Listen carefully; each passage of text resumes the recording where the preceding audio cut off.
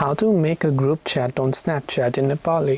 नमस्कार साथीहरु, आजको यस भिडियोमा हामी स्न्यापच्याटमा कसरी ग्रुप बनाउने भनेर सिक्न गइरहेका छौं। त्यही भएर भिडियोलाई ध्यान दिएर अन्त्यसम्म हेरिदिन नभुल्नु होला। यदि तपाई चाहिँ स्न्यापच्याटमा एउटा सर्टेन ग्रुप बनाउन चाहनुहुन्छ भने तपाई स्न्यापच्याट एप खोल्नुहोस्। स्न्यापच्याट एप खोलेपछि तपाई च्याट आइकनमा गएर चाहिँ नर्मली तपाईको साथीहरुको च्याट देख्नुहुन्छ। र ग्रुप च्याट बनाउनको लागि तपाईले यहाँ बटम राइटमा रहेको यो ब्लू कलरको सर्कलमा ट्याप गर्नुपर्ने हुन्छ।